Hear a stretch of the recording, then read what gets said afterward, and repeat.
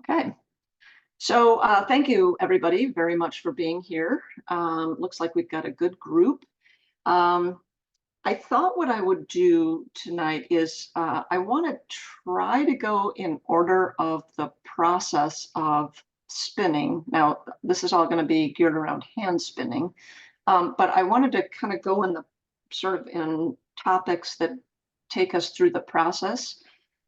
There's a little bit of um, a little bit of it can be challenging to the extent that some people start with the raw fiber and wash it, etc. And then other people just start with the bats or rollags or roving. So what I'm going to do is start off with washing. So some of you who don't start with that process, maybe sit tight. But I wanted to talk about washing techniques that people might have, um, and how they prepare their fiber for turning it into the next stage, which would be the bats, roll eggs, or rovings. So anybody here want to talk about their experience with washing? What do you do?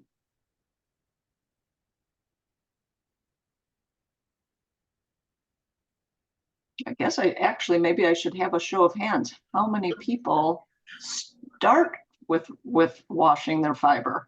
Or how many people start with, all right, we've got a few hands. All right, you guys are going to be on the hook now. I'll go. I can talk. So I do send most of mine to the mill, but I do some of it myself. One thing I've found, I used to put it always into like lingerie bags or something to wash it, but because of the twist in the Suri, it's really hard to get the dirt out that way. It doesn't open up much. So what I do is a big piece of tool, and I put that down in a sink. And I have a sink in my laundry room, and I put it in there. Then I put the fiber in on top of it, and I wash with conditioning shampoo. And it takes numerous washes and rinses to get all the dirt out, but then I can just pull up the edges of the tool, lift it up in a bag, drain out the water, set it back down, and start again over and over. And you can swish it around a little bit in there too, but it lets the Suri float in there instead of keeping it all compact like it is in a lingerie bag, which was how I was originally taught to do it.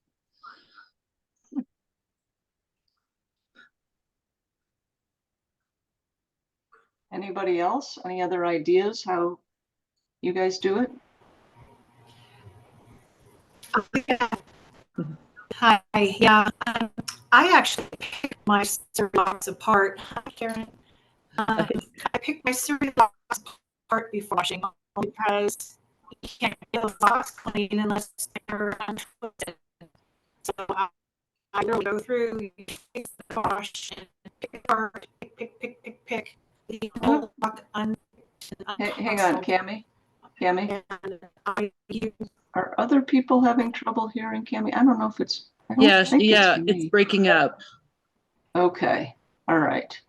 I should point out we do also have a the typing. You can go into chat and you can type, and I will attempt to remember to look at those.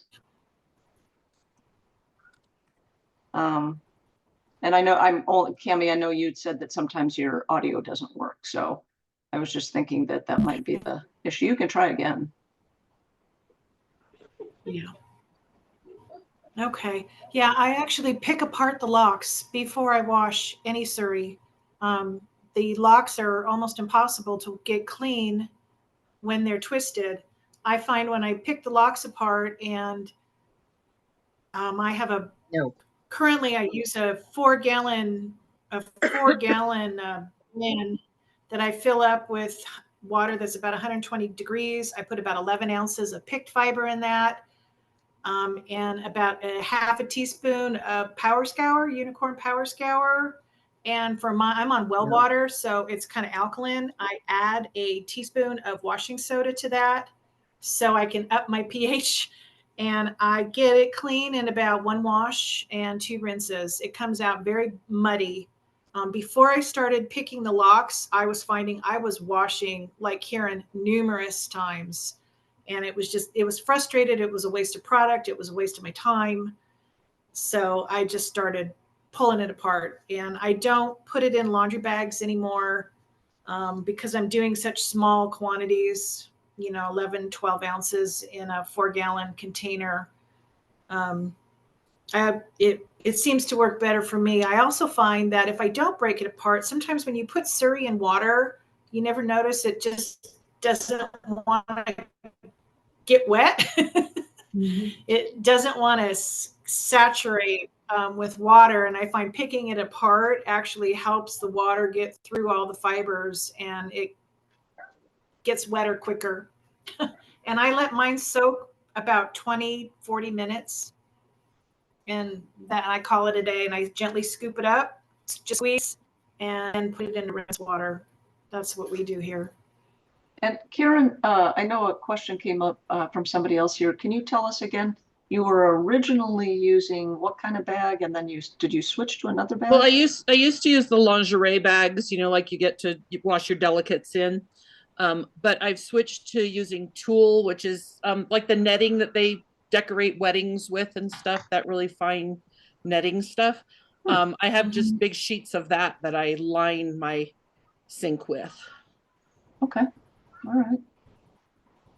Anybody, I know when I think to your point, Cami, I know when I've always pulled it apart, but because the dirt stays in the locks if you don't do that. But I also find when you put it into the water that the locks tend to just like find themselves again. I don't know how they do it, but they just go right back, not being as tight as they were, but it does seem like they kind of clump again. It's hard to keep them. I find it's hard to keep them, all the fibers separate.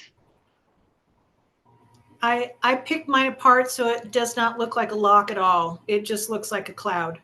Okay. So you're not just pulling it apart a little bit. You're really.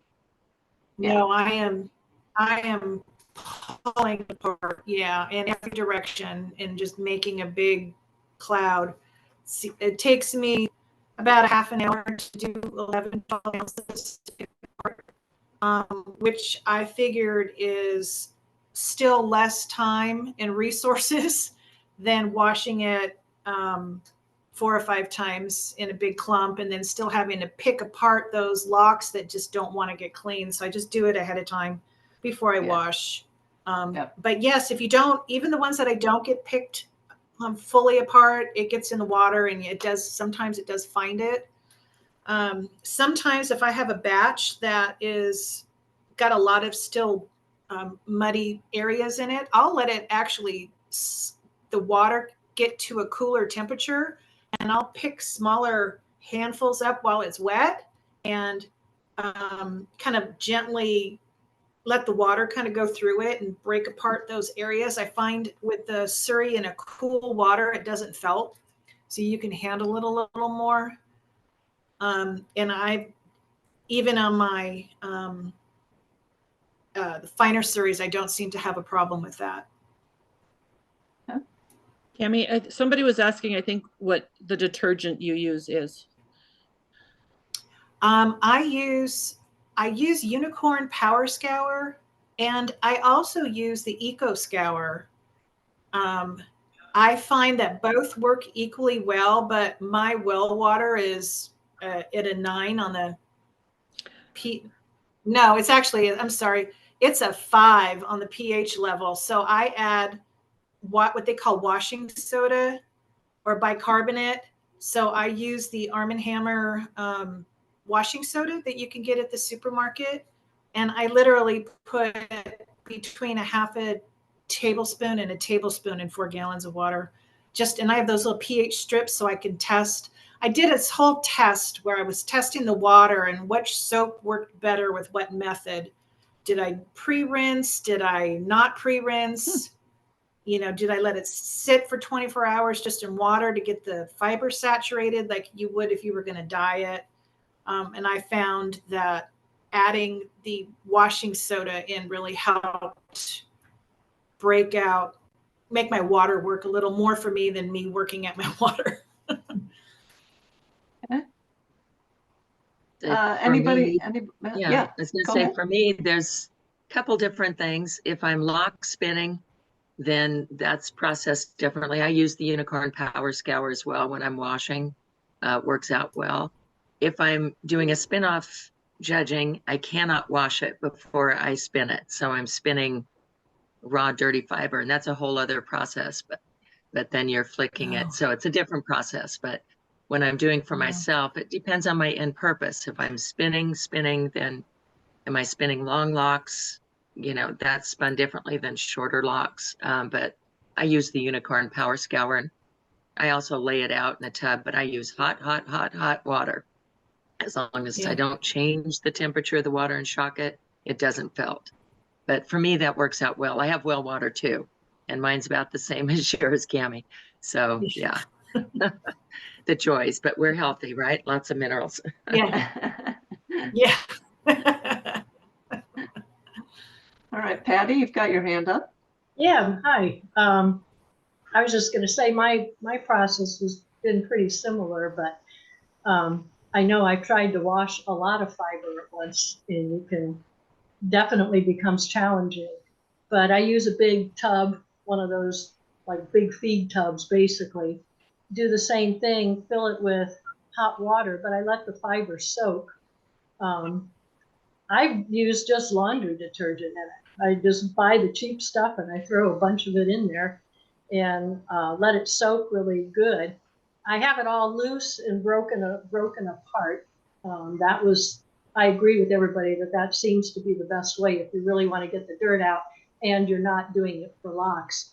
But it takes it after I have it the first time, I take the fiber and I put it in one of those kind of a heavier mesh laundry bags, and I put everything in there and then squeeze it out and then wash it a second time, sometimes a third time.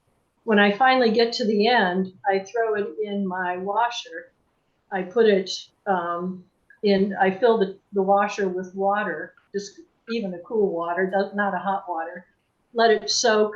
I do not agitate it. I've made that mistake before. That's a mess.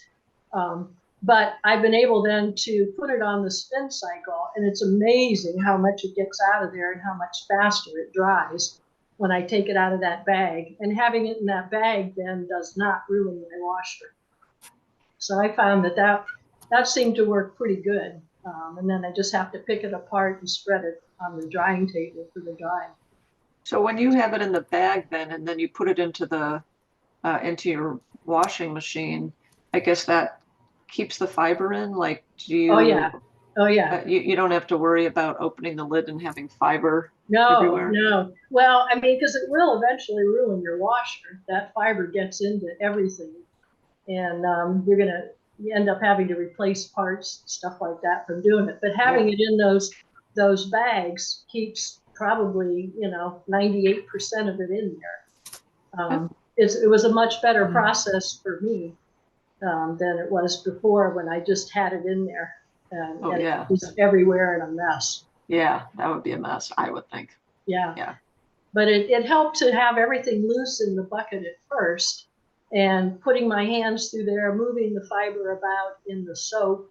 But in order to get all the fiber out of there, I had to put it, just take it by the handfuls, put it in one of those bags, then drain the water out. Then I'd put it back in the bag in the bucket, soap and water again, just move it around some, not enough to make it felt, but at least to get some water going through it. And when the water starts to rinse more clear, then I do the one last rinse in the washer, filling the washer tub, putting the bag of fiber in there, or 2 bags of fiber in there because you have to balance it, and letting it go. I just spin it on high, and it works really well. And I take out my washer's basically clean when I take it out of there. Yeah. Sue, you've got your hand up. Question: is anybody on the call does anybody have a mill where they wash their fiber at the mill? I'm just curious how a mill does it. I've only tried to wash my Surrey fiber once and it didn't turn out very good. So I always send it to the mill. But And I then was just curious. so you send it to them just for washing, is that the idea? And then they send it back? No, for full processing, but I'm Oh. thinking about sending it just for washing because there are some mills in our area that do washing. So I was just curious if anybody's on the call that has a mill. I think That'd be Maureen. us. Yeah. Ah, there, Maureen. Yes, I Yeah, thought you'd raise hi. your hand. There you Yeah. go. Yeah, there I go. Yeah. No, Suri, I process differently than Wakaya when we're using it in the mill. You know, we do coarse spun rug yarn with Suri and it comes out beautifully. So do a lot of other mills. It's a beautiful fiber to work with. And a lot of uses for coarse spun for the bulky yarn. And then I spin myself, but when I'm spinning, when I'm washing other people's fiber, we've got a barn set up. So we have a washer, hot water heater. And so the water's hot, unicorn scour, soak for 20 minutes, drain. I have a Panda that the fiber is put into laundry bags. So I use a Panda. It's a spin dryer. See my fingers going like that. And that gets a lot of the water out and then soak it. And then it depends on how many rinses it's going to take. Some, especially the really long unshorn, takes a little bit more soaking because that dirt just gets embedded in those beautiful twisted locks. But that's what we do. So Maureen, Are you, do you have, I know like with, if you get them, I think, I shouldn't say I know, I think when you get the mini mill set up, it Mhm. comes with some sort of a washing machine that to me, at least what I've seen is it kind of reminded me of a washing machine, like it's got the spinner and etc. Right. Like, are you That's 20, using yeah. that sort of thing, or are you No, still using like a big tub, or what are you doing? we have a washing machine dedicated. The washing machines, if you get one from a mini mill, it's going to cost you $23,000 to $27,000. So we went down to the used appliance store and got a washing machine for $250, and Okay. we use that, hook it up to a water heater out in the barn. But that's always the weak point in any system at a mill is getting that washing done. But it's Yeah. worked well for us for the last quite a few years. So, And you're but yeah, sending it, do you send it through the picker first? Like, do you have a picker? no, we washed it first. No, the pickers are about $26,000, so you don't want dirt going through it if you can avoid it. So you want to So protect your are equipment. So you we wash it hand, first. are you hand doing Oh, that, or? a little bit when it doesn't go through a tumbler because Surrey, being the beautiful locks, fall through the tumbler, or at least ours. So we have it on a skirting table. I shake out the dirt and I'll physically pull it apart and then put it into laundry bags, soak it, wash it, soak it, repeat. Got it. So it's more by hand, but Yeah. it doesn't take me very long. I can do a 8 or 9 pound fleece in about 15 minutes of skirting, and then the washing begins. You're fast, because I know that's Yeah, well, when yeah, I've pulled it apart, it's like, oh, how many hours yeah. have I been doing Oh yeah. this? Well, it's not, if a show blanket is different, you know, that's a whole different story. Yeah. So Maureen, you use those netted lingerie type bags. Yes. When you say a laundry bag, those are Yes. lingerie, those big lingerie bags. The Okay. lingerie bags. Yeah. We use those 14 by 16 bags. Yeah, okay. So it's just Amazon. Yeah. Thank Anybody you. else have any You're other welcome. processes?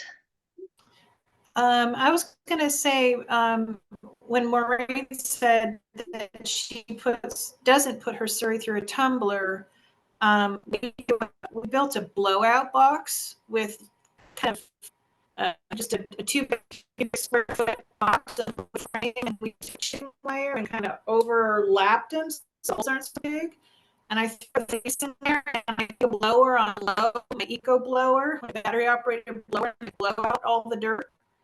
The excess dirt still falls out when I'm watching picking it apart, but it does help dust tremendously in cutting down our walking time. I think we're having a little hard time hearing you again, Cami. Sorry about that. I'm sorry. Oh, I was yeah, gonna try say, again. I don't know if, but a blowout box. So we blow it. Yeah, we blow our fleeces out in a blowout box with a leaf blower on Huh. low So you call it a blowout box? instead of using a tumbler. Yeah, that's what I call it. I had my husband build me it's like 2 foot cubic box, wood box with a lid on a hinge, and we lined it with chicken wire, but we overlapped so the holes weren't too big. So the box didn't get blown through it. And I dump the fleece in that, and then I blow it out and watch all the dust go out into the yard, and then I'll wash it, pick it apart and wash it. So it decreases the amount of dirt I'm actually collecting and dumping in the water. So that's just an idea.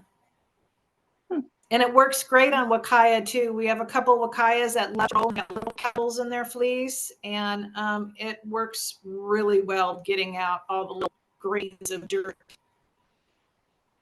for the wakaya, which is of course a lot easier to wash.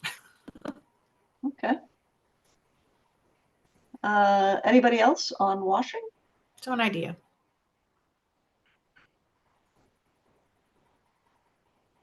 So then I guess the next question for those of you who are washing is drying. Any particular drying techniques? I mean, I'm sure everybody's laying it out on some sort of table. I don't know if some people have fans that they use. I don't know what kind of are you using any kind of material? I'm calling a table, it's kind of a loose term, but any kind of material that it's sitting on that allows airflow from both underneath and on top? What are people using? Like Maureen, we use I have a panda spinner. So after it's been rinsed for the final rinse, I stick it in the spin dryer, and it does 90% of the drying for us. In the winter up here in Oregon, it takes about 2 weeks to dry a fleece. If I didn't spin dry it, in the spin dryer, it takes about 24 hours to dry.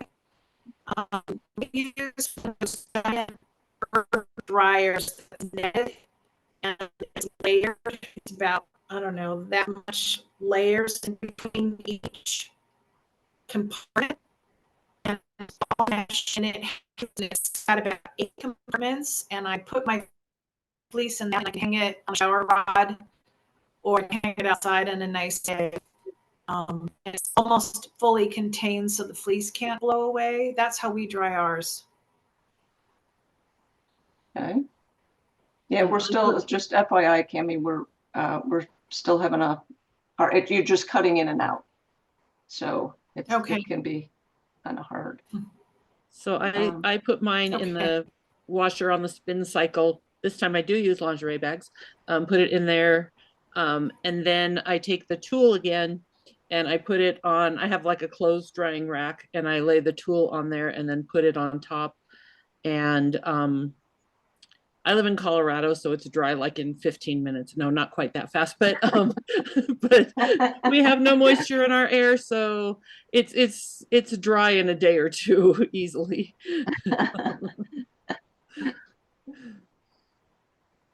I do something similar. I usually just lay it out on big skirting tables.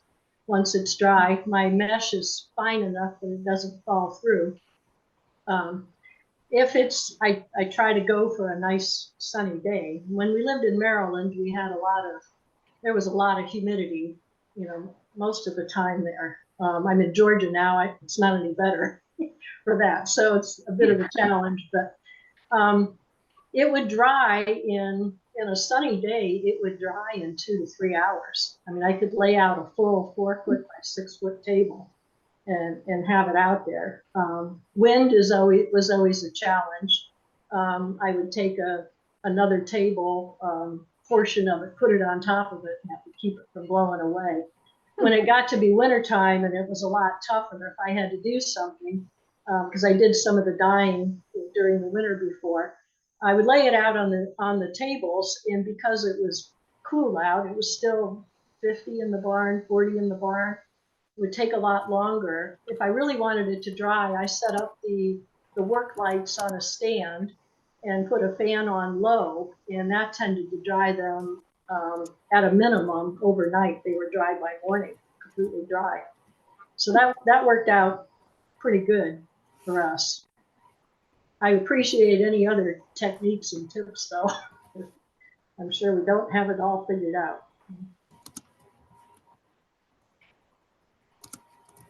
Kimberly or Kathy, Merkley, I'm going to put you guys on the spot. I know you were, I know you had raised your hands that you were, that you started with the locks. So, any thoughts from you? Any tables that you've made or anything like that?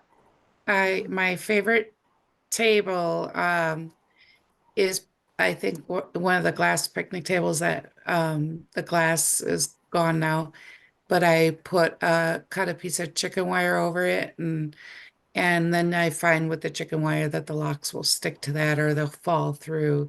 So sometimes I just throw a sheet over it, and after I do a little spin in the washer machine, I dump it out onto that table on a nice sunny day. And if I really want to accelerate it, throw a little box fan or whatever underneath to blow it up. And it's amazing how fast it will dry. Like I'll go out, on a nice dry breezy day, it will dry in no time. Otherwise in the house or I have a covered patio porch too. If it's inclement weather, I have off of Amazon, a herb dryer. It's like 5 layers of very porous, like tulle. And it's for herb drying or sweater drying. Even you've seen those racks, and it's a circular thing. It's pretty much all enclosed. And I just hang it up on one of the plant hooks in the patio and let the breeze, and I'll throw a fan on that too, or whatever. And that's got like 5 little areas in there, so I can spread it and break it out and dry it. Or if it's in the house, I have a shelf or a wire rack in my porch area that I'll just, in the winter, I can throw it right on top of the heating vent and throw the fan on it. And but yeah, the quick is just waiting for the 90-degree day and throw it on that little picnic table I've converted with the chicken wire, and that's my favorite. Get it done in an hour or 2 at the most. Okay. Okay. Anybody else? Hi. The only thing that I do different from everybody else is I have a picker and like a little hand one. And I found that was really helpful to open the locks using the picker and remove some of the dust and veg prior to washing. Okay.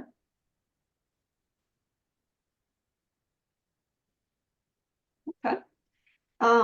So, and Maureen, I know you mentioned this, and I'm going to ask this question, but I admit, since I'm not an official spinner, I don't really know what I'm talking about, but I think it fits in here. So when you were talking, Maureen, about spinning from the lock, is that spinning from the fold? Does anybody here spin from the fold? And if you do, I don't know where the Yes. washing comes in. Well, if you're a spin-off judge, when you're doing one of those competitions, you are not allowed to wash until you're all done. And then Okay. you wash the finished product. So that's a whole other issue. So that's always interesting. But otherwise, if I'm spinning from the fold myself, not as a judge, not in a not in an AOA judging situation, I wash the locks, then I fold it over my fingers and then pull from the middle then, so that I'm spinning that way. So it's washed, it's a long lock that I'm working with. And I'll But usually it's flick the ends washed. open, but it's Is that- washed. Yeah. And Yeah. and so then, and you might have just said this, I'm sorry. So have you then picked it apart ahead of time, or do you just wash the outside of it? It varies. If it's a real tight lock, let me put myself on with the video here. See if I can get it going here. Nope, doesn't like to do that. There you Okay, go. just flick the ends where it's twisted. Mhm. See if I've got something here. Just a little slicker brush, and then on the ends, you just hold it up, and just on the twisted ends, you're just flicking and then wash it. That'll open it up. I see. But then I Okay. can still use, this is just the way I do it. There are lots of different methods. No, Lots of absolutely. different Yeah, no, ways no, to do no. it. This is good. Yeah. This is, we like to see different But things. it's So, that opens it up, and then the dirt kind of falls through that way. okay. Oh yeah. No, if it's a spin-off competition with AOA, we are not allowed to wash the fleece first. Yes. We're spinning it dirty. Yes. And yes, sometimes my fingers are very dirty when I finish. Yes. And with Can I Suri, And it'll be probably beautiful greasy. locks when it's washed. Can I ask a question Yeah. about And I love lock that greasy spinning? slick feel. Yes. Sorry. Can I ask a sorry. question about lock spinning? Oh yeah. Yeah, please. So I think there's a couple different kinds of lock spinning. What you just showed us, Maureen, was breaking the locks apart and then spinning them. I guess the question I had was, do you ever spin with locks where you're keeping the lock intact and like letting it hang as part of like an art yarn? And and if that's what you're doing, how in the world do you get those beautiful locks clean enough to spin them without destroying them? I wash it afterwards when I'm setting the twist on my Okay. yarn. That's my personal preference, Okay. because then that'll keep it. You've got the cut end open, and then you leave the lock intact at the end, and that'll hold up much better Okay. with your spinning. That's the way I learned. So So you open up the cut end, you spin that into the, And you as you're spinning spin that that into cut it, end right. into the thing, the lock is hanging down. And then when you're Right. all done, you wash the yarn Yes. and the locks get Yes, and the locks are cleaner. still kind of hanging out. It's cool. Okay. It's cool. Okay. Great. So Okay. I sometimes wash locks. I sell dyed locks too, so I have to just wash them and dye them. And what I do for those is I lay them in. I have the catering pans, those big catering pans that they use. I lay them all out in the bottom of a pan and then just wash it in just a couple inches of water and just very gently agitate it a little bit with my hand. They're never going to get perfectly clean, but if you want to keep your lock intact, you really can't do much more than that. So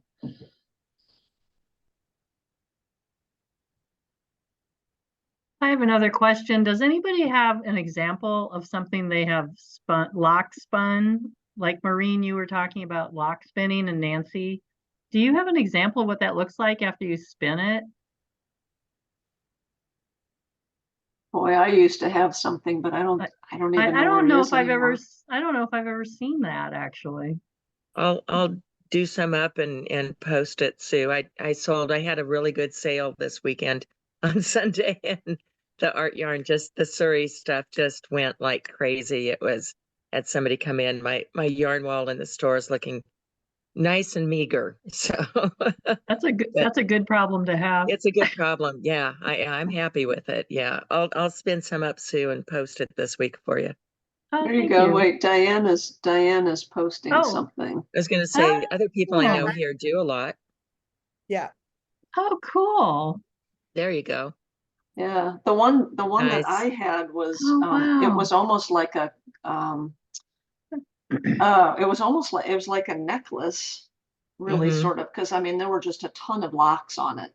Mhm. Yeah. And it really all you could see was the locks, but somebody had made it for me and like um hand, it was hand spun, but the yarn was basically like kind of hidden by all the locks. So you could almost use it like as a necklace or as a cowl. It was Uh-huh. cool. Cool. Thank you, Diane, for showing us that. Yeah. You're welcome. Okay. Okay. Good. So the next question that or the topic that comes up then is once you've washed it and you've dried it, there are different ways that you can do the next piece of the preparation um, in terms of turning it into roving or row legs or bats. And I guess I would just throw that open. Maybe that's too broad of a question. I don't know, but I'm going to throw it open to kind of who likes to, spin from roving, who likes to use row legs, bats, kind of what's your reasoning? But it depends what my end use is and how I want to spin it. So if you do Rolex or a bat, you can do a long draw and it will be woolen. So a woolen yarn, the fibers are all jumbled up together Yep. and it's got air in it. So Okay. it's warmer. It can felt and pill easier. And it's lofty. So And the if staple is you shorter, card right? it, right. If you Yeah. card it or drum card it, you get or do Rolex. Or if you spin it from the fold, you're going to get a woolen yarn because when you spin from the fold, you're taking it and fold it in half. So it kind of comes off in a vortex and there's some air in there. So it's kind of like a long draw. Which is like the same way you'd spin a roll lag. It would kind of come off like in a vortex from the tip of the roll lag. And is So that the the roll lag, same with the bats too, in terms of having yeah, more kind of cross? yeah, because they're crossed. Okay. So if you're going to do a bat and you put the fibers in straight, they'll be a little more aligned, but still kind of woolen. If you put them in crosswise, they'll really be jumbled up and it will be very woolen. Yeah. So I guess it depends how you want to spin it. So a woolen would be like a short draw. So, and you're smoothing the fibers back, so you're squishing all the air out. And the only way to get a woolen prep, if you want a true woolen yarn, is to comb it. Worsted, right? True worsted. Yes, to do worsted. Yeah. If you want Yeah. true worsted, and you can combine those to get anywhere in between a semi-worsted type yarn. Okay. The worsted is stronger. It won't pill as easy. Not as squishy and soft though. So it depends what the final use is. If you're going to do something that you want to be squishy and soft that isn't going to get really hard use, then woolen would be a good way to do it. And woolen is also a good way to do short staple fibers. Okay. And if you have something that's a longer fiber, like Suri, probably combing it and doing like a comb top would be your best bet. Yeah, I think on Surrey actually it was interesting because I don't know if any of you saw the Suri Network had a series of videos that we've done, promotional videos for different topics, and one of them was spinning with Suri, and we used people who were not alpaca people. So they were fiber artists. They're kind of known in their particular medium. And we had a woman, Pat Maley, who did the spinning segment for us, and it was interesting because she used. I think what you're telling me is sort of starting to explain a little bit more, because I was there when we did the video, but she really liked using a Rolag, and she was talking about how a lot of people think about Suri as having the long staple, and but she loved the Rolag because actually usually within a Suri lock you've got a lot of different lengths in there, and she was able to Okay. kind of pull out or tease out those shorter finer fibers, and she found then she did get more loft from it, etc., which is not what people usually think about when they think about Suri. You usually think about something that's long and it's spinning thin and it's straight, not a lot of air in there. So that makes sense to me now, though, because she liked the Rolex. Well, thank you for that explanation, because I've only prepped Wakaya. I've not prepped Suri Okay. because I don't have any Suris myself. I'm thinking about whether I want to add some. Huh? Yeah. Well, it Oh. might be worth watching the video. That's what, yeah, it would. But yeah, she that kind of, I remember her talking a lot about Rolex, and I didn't know that was connected, in terms of the fiber length and the type of material she was using to spin. Well, I suppose as long as the fibers, if you were going to do Rolegs, you can drum card it and then do Rolegs off the drum carder by like taking two rods, and rolling it up off the end instead of taking the whole bat off. Mhm. So Okay. then you end up with this little sausage of curled fibers, and that's a Roleg. So as long Okay. as the fibers are not so long that they would go more than once around the drum, Yes. you would be okay to do that. Yeah.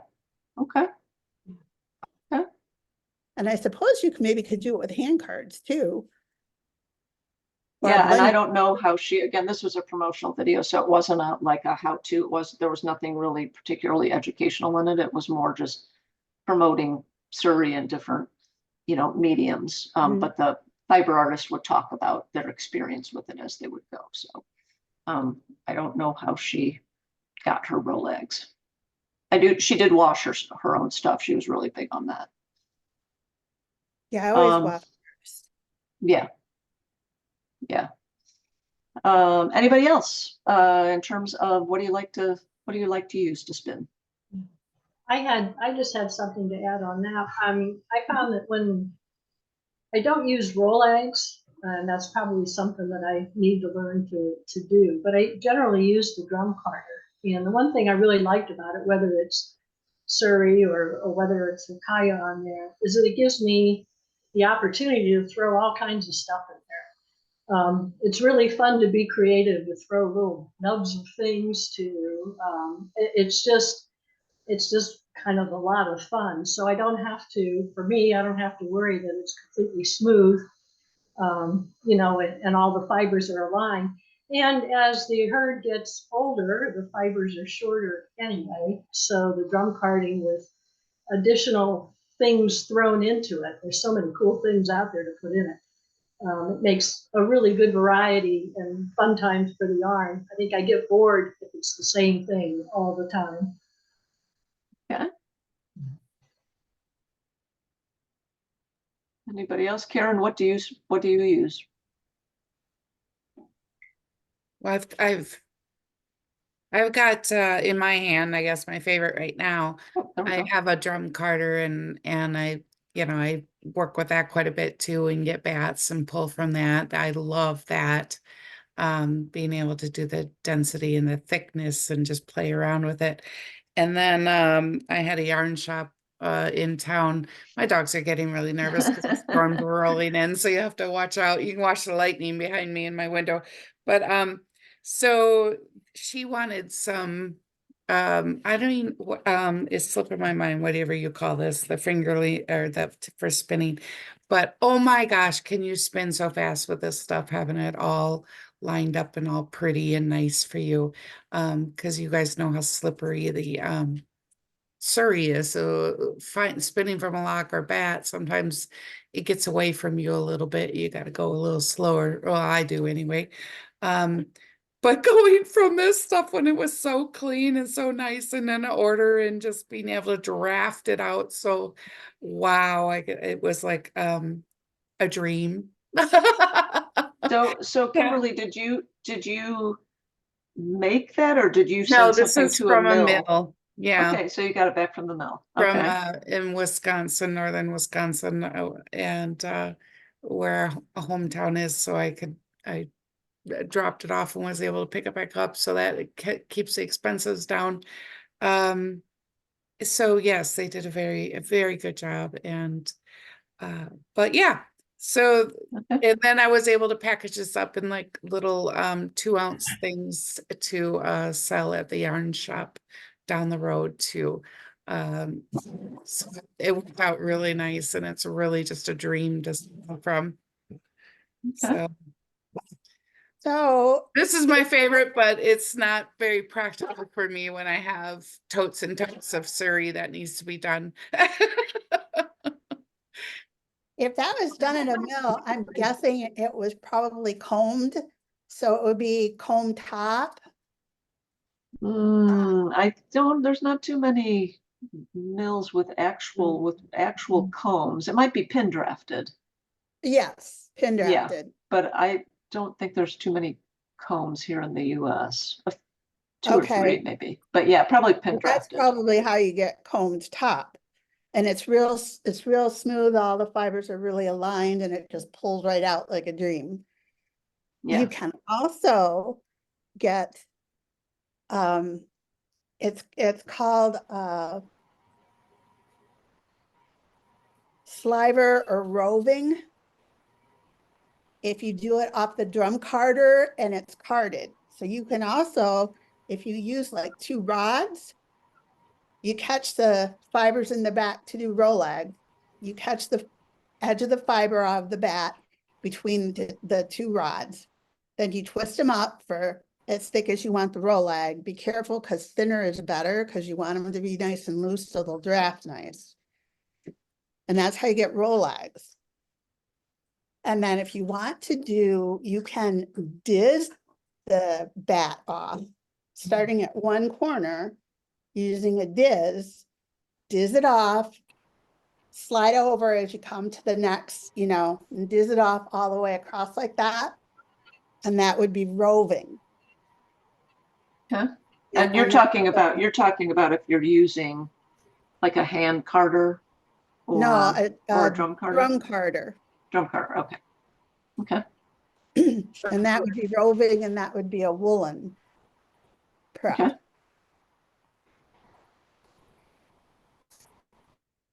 So what's the difference between what Kimberly showed? What's that called that Kimberly showed versus like just a row? I mean, I could see it's not a roving. It looked a little firmer than a roving. It looked like roving to me. Oh, did it? I couldn't tell you. So that's just it's kind of staying together, but oh it's yeah, just thinner. it's just a thinner roving. Yeah, okay. I think it's pencil roving. Thinner. Yeah. Well, actually, that I think I would call that comb top, probably, if everything is all aligned. Well, roving usually, like if you think about the slivers in a mill, the sliver it goes through the carding machine, and then it goes through the pin either a drafters draw frame, which the mini mill system has. They don't have an actual pin drafter. They have a draw frame. Or then it goes through a pin drafter, which will align the fibers. The comb goes through and actually takes out all those short fibers. And so that's true. Yeah, and it keeps everything aligned. If it goes through a pin drafter and they're all aligned, that would be a comb top. Yeah, well, it would be it's kind of semi-worsted, right? The comb top is actually where it's taken out all those short fibers, so you won't get any neps and noils out of it. You'll get a really completely smooth roving or sliver. But most mills here don't, and Maureen can speak to this, most mills here in the US, and particularly the mini mill systems, there's no comb. But they may order separately from mini mill a pin drafter, which will align all those fibers, and then you can get roving. And you can get it thin like what Kimberly has, so you get like a pin, what they call a pencil roving. Yeah. I don't, Maureen, you have a mill, so you Yeah, may. correct. Yeah, the Belfast and Brother are the two main ones in the US, and you have 12 to 14 drums. And so, and that's regardless of whether your end product is yarn or roving or bats. And so it goes through, and if you're making into rovings, it's then taken off of the carder, and then it's pulled into almost like a funnel, and then goes onto something. It's either dropped down into a big drum where pencil roving is what she was showing. At least that's what we've been told to call it, when it's been split, so it's not as wide or as loose as what another roving would be. And then from there, like you said, if you're making it into yarn at a mill, then it goes through pin drafters and then into the yarn where it's spun into a whole series of really expensive, fiddly, wonderful equipment. So that we don't have, and we're not going to. Unless somebody wants to loan me about $250,000. That's the reaction my husband gives me too. Yeah. Yeah. So, But okay. Kimberly, you could do that same thing with your drum carder though. By dizzing it off the drum carder, you drop through that small hole and you get that skinny little. I put a little comment on the side too, that I've watched all the YouTube videos, and I have a perfect button that I got with a nice hole, and trying to diz it myself, and I can get it going, but then it just slips, and I can't do it. I'm not consistent. I keep trying, but it is a lot of work, and if I were to practice at it, I could probably do a little bit more. And I don't, for the mill people, this was like $16 a pound to make, and they washed it and they did it all up for me, and I tell you what, it was worth it. But like I said, when I got pounds and pounds and pounds of it, I'm still trying. I still want to do original and do it on my own. So I'll keep working at it. All right, for everybody who has been typing, I really apologize. I am the worst at this. I was thinking that it would, like, on my screen as people type, that it would move so that I would know that you were typing. And apparently that's not how it works. So a lot of people had comments on drying. Cami, who spoke earlier, said we lay the fiber on the large mesh herb dryers that hang on a shower rod from Amazon. Beth Kripe said, small batches, I put the wet fiber horizontal on a window screen to dry. The screen is propped up on top of my washer and dryer so that the screen is elevated. I put a small fan on low so that the air circulates above and below. I also use a dehumidifier when the humidity is high. Verna had a question, I think, for a spin-off competition. Oh, can you wash the fleece first? No, even I can say that. But Maureen, you're the spin-off judge. You can officially say no. Officially, no. Field condition. The judges appreciate it if you at least shake a little bit out, though. There's nothing wrong with that. There you go. So, okay, because Verna said I was told mine was dirty. I meant, Yeah, when a contestant submits. So yeah, so They- Verna, apparently you can shake It's it always out. going to be dirty. Yeah, it's always Yeah. going to be dirty. They live outside. Most of them live outside. I don't, maybe some of you guys have them in the house. I don't. Yeah. They roll. Yeah, I was gonna say, sometimes you just get those rollers and they just won't stop. It's terrible. Yeah, exactly. Cami, with regards to material used or how to prep, she said, I like to comb my finer Suri fibers and drum card my less than fine Suri fiber. So Diane, do you have because you're doing a lot of stuff, I think, by hand, do you have an actual comb as well? Yes. And I don't know if you have one on hand that you can hold up for people who might be more newbies. I think it's out. I'm in the process of finishing off my studio in the front part of the alpaca barn. And I think Okay. it tags way out there, but Okay. it has long tines on it and just like a wood handle. Okay. And do you card it first and then comb it, or No, so when no. you're hand doing it, if you want to comb, you just go right to the comb Right after there. you've washed it. Maureen's got one. I've got one. Oh, there I you had go. my And stuff Karen's got here, one so too. it's a dangerous object. Wolverine claws.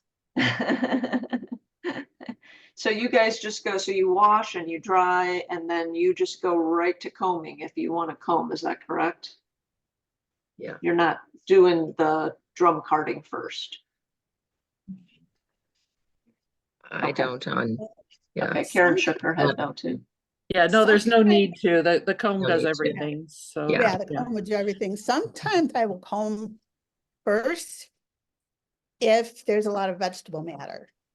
Because Okay, vegetable matter will just fall right out. okay, okay. Let's see. Kimberly said, okay, so I'm going to read this and you guys who spin will know what she's saying. I've tried to diz from my carder and I can't get consistent. I keep trying. I don't know what dizzing is. Is that? Oh, that's what I Yeah. was talking about, where you have, it's like a round funnel type thin piece of wood or clay or plastic. It has a hole in the center. So you take a little bit off the drum carder.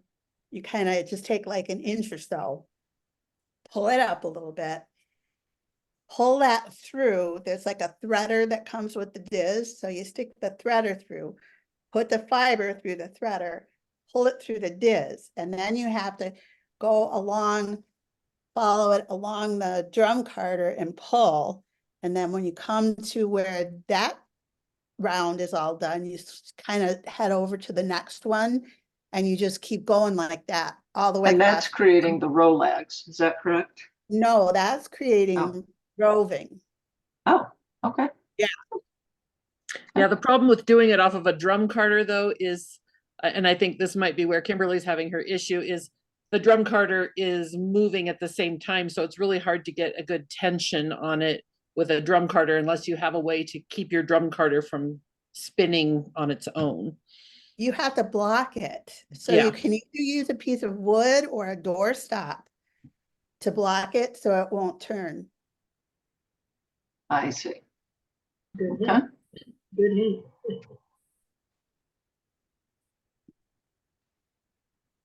Okay. And then Cami said I use, oh no, something's in the way here. Let's see if I can. Okay, there we go. I use super fine Valkyrie combs. They have 3 rows of tines when you're combing. That does actually raise an interesting point. So Valerie's kind of spoken to it, but I'm sorry, Cami has spoken to it. Are there particular types of tools, or I guess I'll say brands, that people like to use on, say, Suri versus something else, or just in general that you like using? Like, why do you like, so Cami mentioned the Valkyrie combs. Are there other types of tools that people like to use, and, you know, one over another?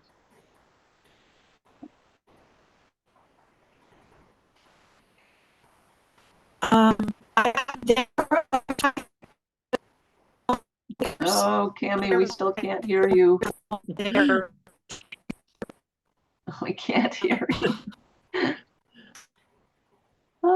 I'd love to hear you. I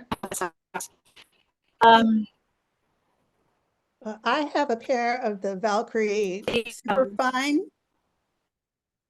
And I think that's probably the same thing that Cami has, and I really like those. They're great for fine fiber. And I think it depends what comb you use a little bit as far as the teeth goes, like those really long teeth, single row, big teeth combs are for long wools.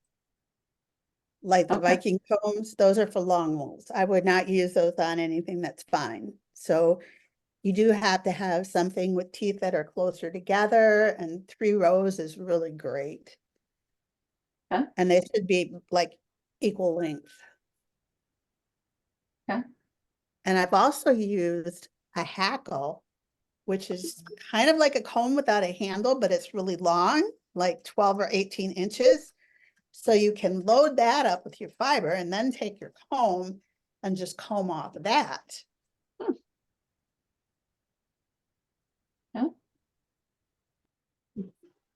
Can I ask how you guys anchor your fiber before combing it? You got to have a solid end to pull it through. How do you do that? I've never mastered that.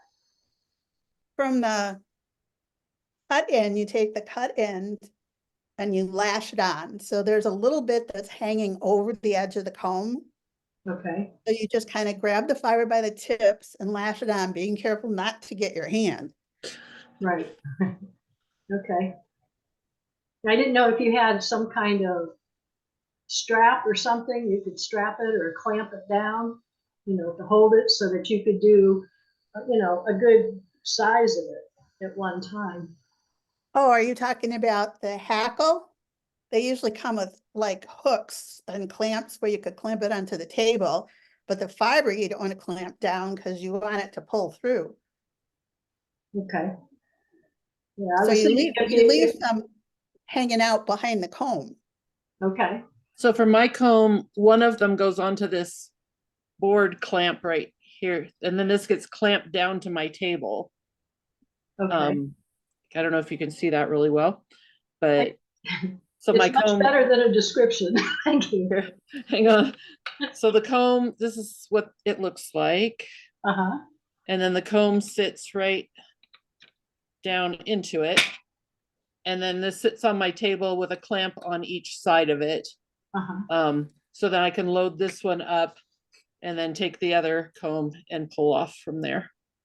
Okay. Thank you. And Karen, was that, is that homemade, or is that something that you can buy, that contraption? It's from Valkyrie. Okay. Yeah, it's stamped on the end of it that it's Valkyrie. Okay. All right. So Cami, it looks like I can, when I see you, I can tell sometimes it, I can tell you're freezing up, and then I know that it's probably not going to work. We could try to give it a go again if you want. She's moving kind of slowly again. All right. Maybe she can type it in the chat. Yeah. And she has been. Yeah, it's not working. Coming through. Ah, yeah, rats.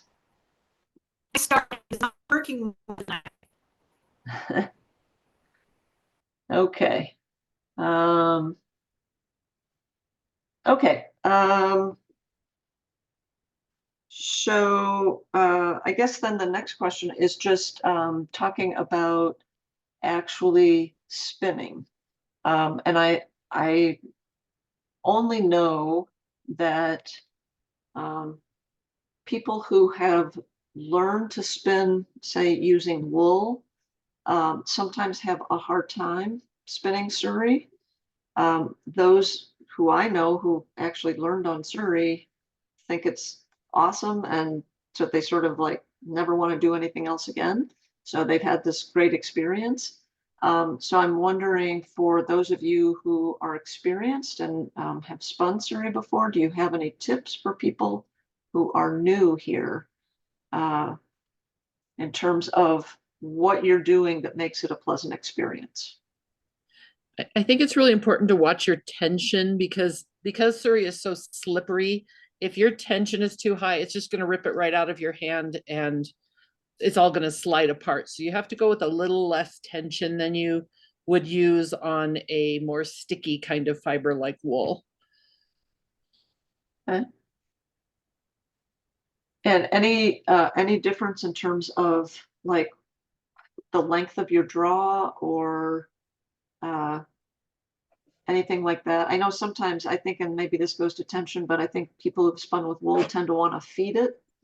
And whereas I've heard Suri people that tend to are more accustomed to spinning with Suri say it's a more of just kind of sitting back, holding on and letting it go. Yummy. Maureen? I There you usually go. tell, I usually tell people, let the fiber tell you what to do. A real fine, slick Suri, just you've got that hand feel on it, and you just have to appreciate the fact that it's a little slicker, it's a little finer, it's a little more slippery, and give yourself the opportunity to enjoy the experience and learn something new. It is different. I grew up, I've got my great grandmother's carding combs, so I've been kind of doing this for a while. And spinning wool is, every fiber is different. And a mill that does yarn will tell you that, sorry about that, the dogs next door are raising Cain. The fiber will tell you how to spin it, whether it's woolen or worsted. And again, end use, what are you going to use it for? But enjoy Suri, try it. I like to give people a sample of it when they come out on ranch tours and have them try it. And most of them go, this is cool. I mean, it just has a very different feel. And it's nice to have that experience. I get bored easy, so I flip from thing to thing to thing. I think I'm like Patty. I like throwing lots of stuff in there, whether it's feathers or something else. And it's just to add Suri, whether it's the plain Suri, Suri locks, dyed Suri locks are stunning. It just gives you a different experience spinning, and people have to relax and go with it. Enjoy it. Okay. Anybody else have thoughts on techniques for spinning? Sure, Kathy. I was just wondering if the spinners here put a little more twist in the Suri than they would in Wakaya or in a wool.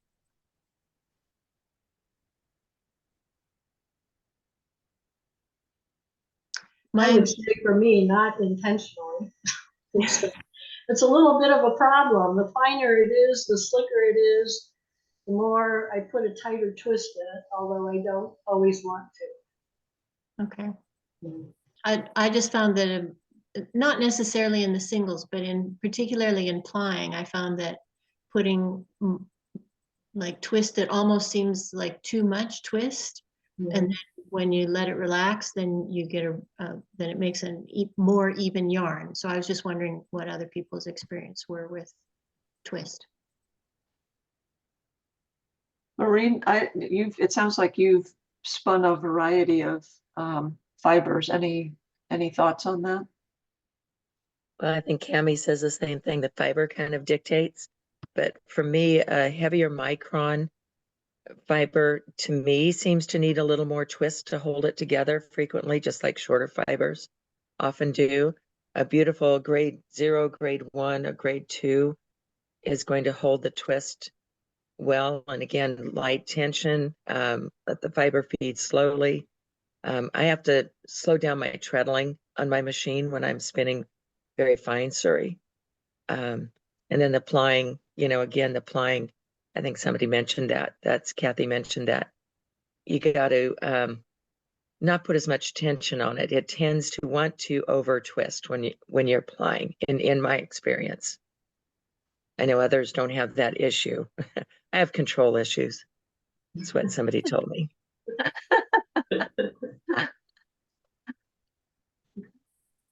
Thank you. That's helpful. And as soon as you said it out loud, the correlation between the fineness of the fiber and how much twist, it made perfect sense just as soon as someone said that. And so thank you very much for those. I can't wait to go and try and spin some more Suri. I have a question. Is there any difference between hand spinning Suri and using like an e-spinner equip tool?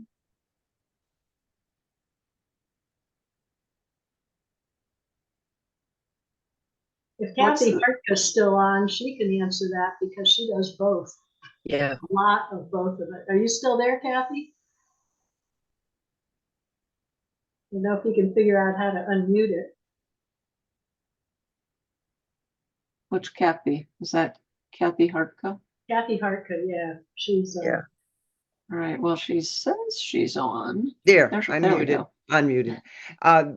Yeah. Now, what was the specific question, though? Just the spinning with different things, or? No, my question was spinning using an e-spinner spinner versus hand spinning. Is there anything to be watchful of with Suri? Well, yeah. Well, it depends on the machine. I have a Babe, not an e-spinner, but a Babe. So it's like a sewing machine motor that makes it, go. And that goes a lot faster, and it's harder to judge it. Where if I go on a manual where I just do the treadle, I can make it as slow or fast as I want. And so that's a lot easier to control. Yeah. That's been my experience. And of course, if you mix it with stuff, like I mix the Suri with the wool, and then it's a lot easier, of course, because then it's not as slick. Okay, And thank you. And I would guess, Kathy, when you're in terms of having that greater control, is it a fair statement that you can slow it down and speed it up? How do I want to say this? If you have say a bump of roving, and you're spinning that, yeah, that it is not unreasonable to think that within that bump you might want to at some point slow it down or speed it up. In other words, it's not one bump versus another, or one micron count versus another. It can just be within that. Is that within a fair that? statement? Correct. Right. Yeah. I usually I have a drum carder, so I use, do the whole thing, and it comes at different amounts. So I'll slow that down and or come to a lump, and then I have to adjust my but as I said, I usually do the treadle and not the electric for that, because it's hard to control for me. So if you have both, then you'd use the one you're comfortable with, and you don't get good with the other one.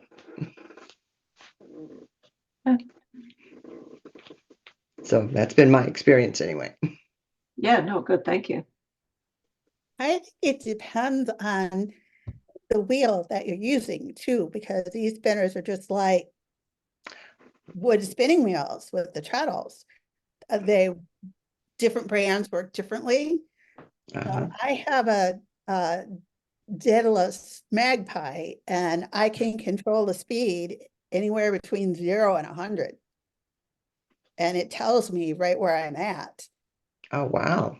So it's And- really easy to control. And if somebody is interested in an e-spinner and they don't have one yet, I would highly recommend that brand. The Daedalus are great.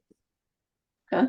So Cami wrote along the same lines here. She said, I spin on both manual and e-spinner.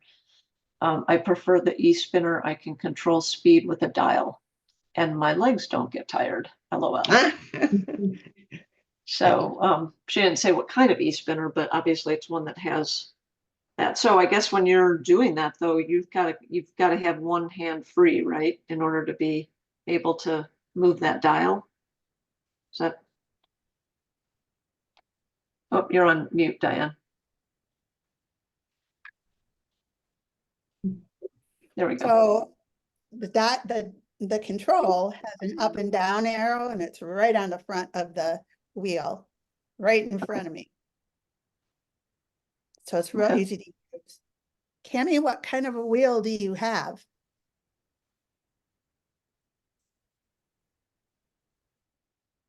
Is that a question for Cami?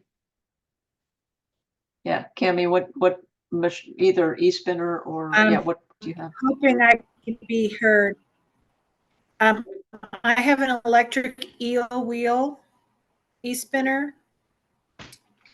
It's a 6.0 and it has the dial and I can, whatever I set the speed to is what it spins at. So I don't have to constantly control the speed and it can go from 0 to 100, same as the Daedalus. Mine is more, the Daedalus it's made differently. It's a real pretty looking machine and mine is very basic and entry level.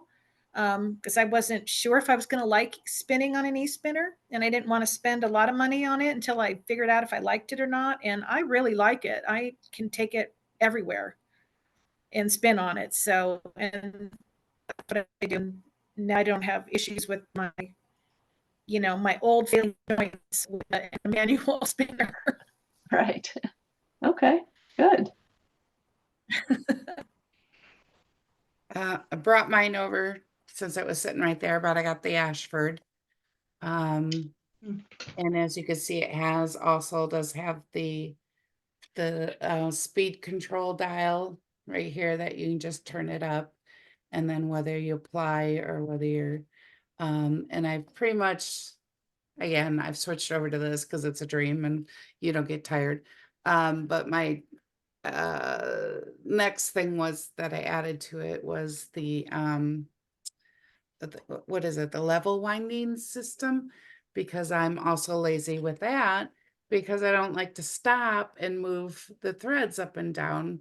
So you can sit and spin for hours, and this has just got a battery pack in here and that moves this, and it just is on a winder. It just goes up and down and up and down.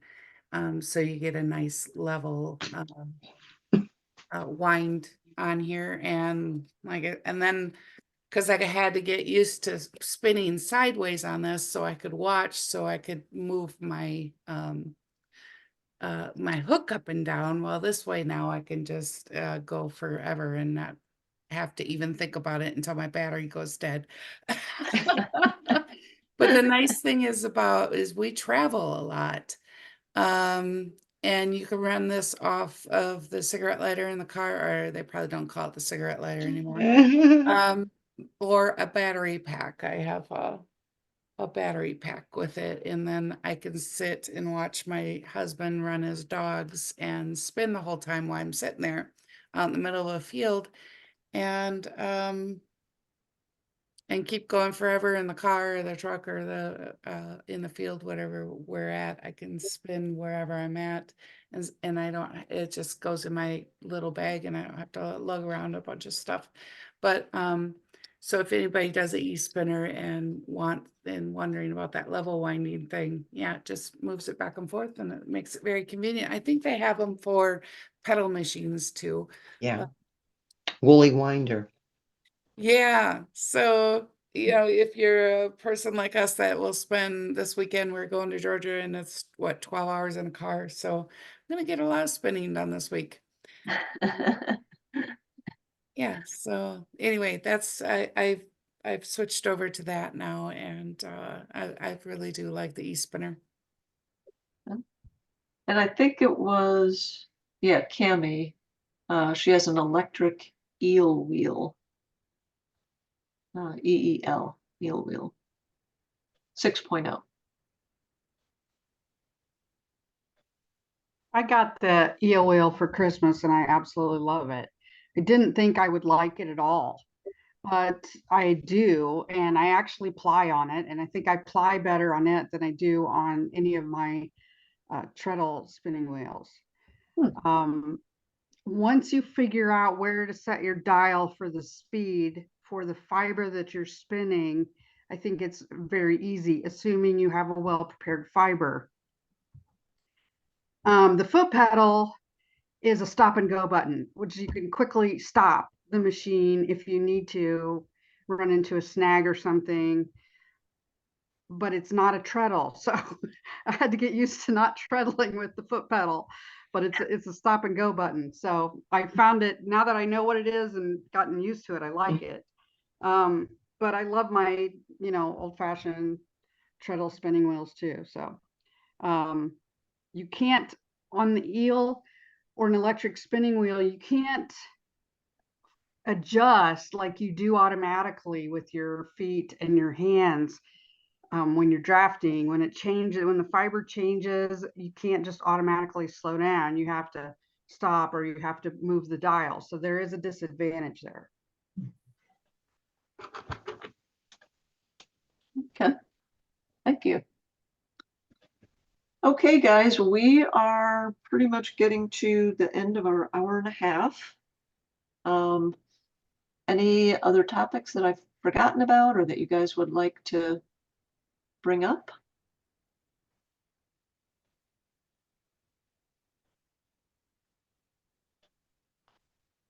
Okay. Oh, go ahead, Kathy. I think maybe. No, okay. Okay, good. Well, thank you very much, everybody. I hope others were able to kind of pick up some tips and hopefully come away and try some different things. And this was great, great discussion. And we will have one more of these. It'll be towards the end of March. I don't have a date yet. I'll get that soon. And it will be felting with Suri. That'll be the topic. Okay. So thanks again, everybody. And maybe we'll see you next month. Thanks Thank a you lot, very much. Liz. Thanks for putting it together. Thank you. Appreciate it. Thank you. Bye. Thank you. Bye.